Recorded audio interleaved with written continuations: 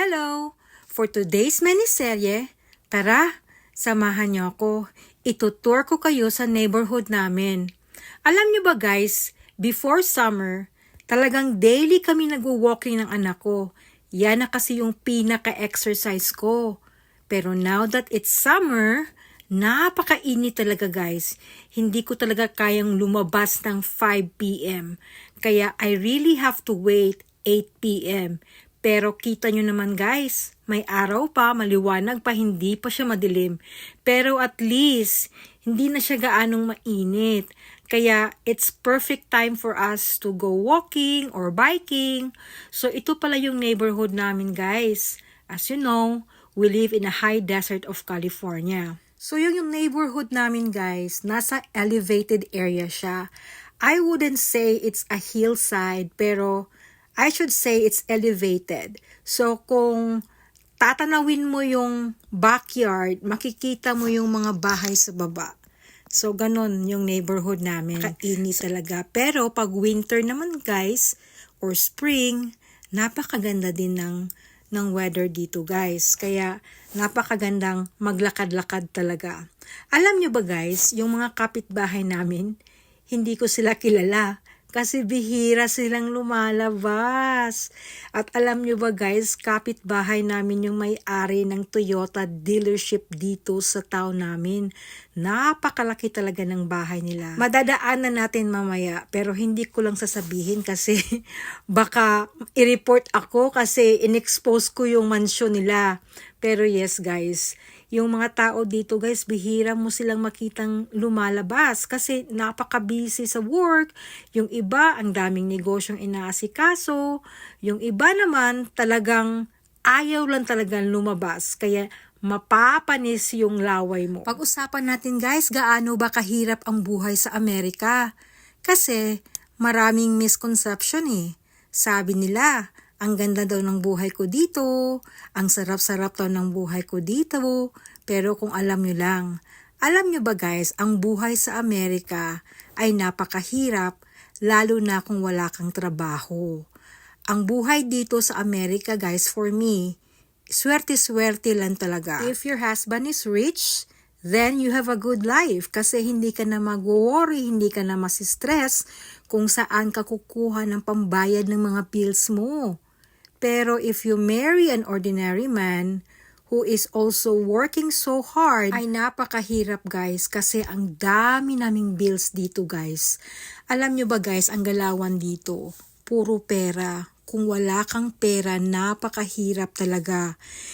If you want to save money, then you have to do it on your own.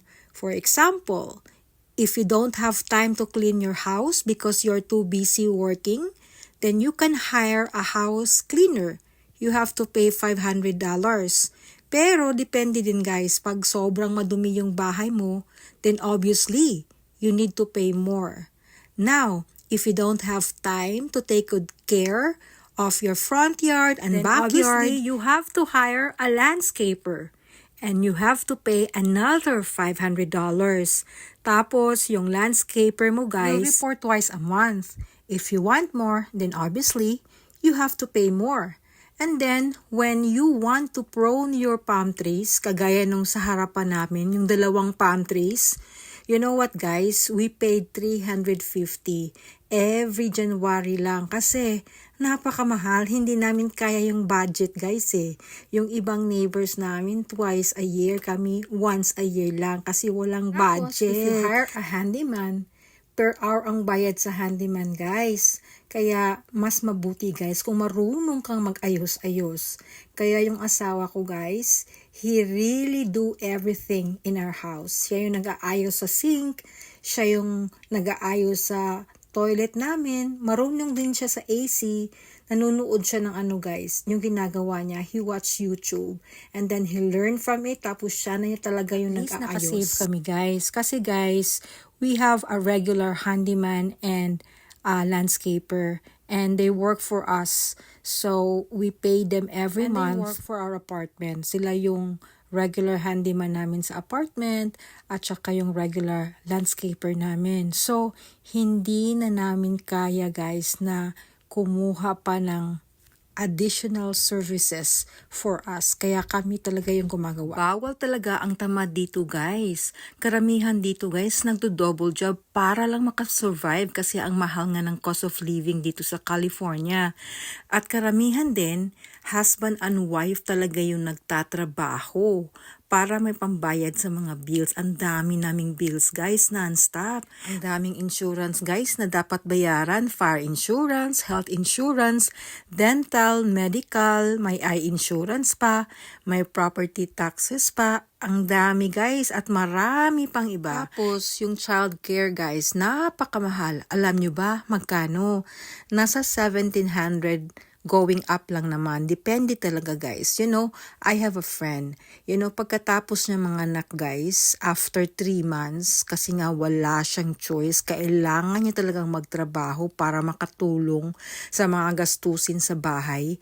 Nagtrabaho siya guys. Bumalik kagad siya sa work niya. Tapos yung baby niya, iniwan niya sa childcare. Alam niyo ba anong nangyari sa baby? Nahulog lang naman guys, tapos nagtamo ng broken arm. So sapat ba ang kinikita mo sa pagtatrabaho mo, pambayad sa childcare, tapos may nangyari sa anak mo? Kaya karamihan dito guys, sa mga momshi, talagang they chose to be a homemaker. And they waited until their kids are big enough to go to school, and that's the time they start looking for a job. Kagaya ko guys, I was a homemaker for 8 years until finally malaki-laki na yung anak ko at I was blessed by God. Nakakita ako ng trabaho, so it's really high time for me to work para makatulong. Yun talaga yung hangad ko guys, makatulong sa asawa ko, sa mga gastusin namin dito. Ang buhay dito guys ay napakahirap. Kaya kung meron kayong kamag-anak na nagpapadala ng pera sa inyo, tapos kung hindi kayo mapadalhan, magagalit kayo, huwag nyo namang sagarin. Huwag naman hingi ng hingi kasi hindi nyo talaga alam kung anong pinagdadaanan nila dito. Napakahirap ng buhay dito guys. Yung pera dito guys, hindi pinupulot, pinagtatrabahuan yan ng mga tao dito. Kaya try to spend the money wisely naman. Tapos, hindi naman lahat guys, yung gumagala-galan, pumunta sa mga adventure, vacation, hindi naman lahat maraming pera, mayaman, hindi naman. Pinagtrabahuan nila yan guys. Deserve din nilang magpahinga minsan. Kasi nga, ang mga tao dito guys, non-stop talaga magtrabaho. Kasi kailangan talaga magtrabaho para may pangbayad sa bills.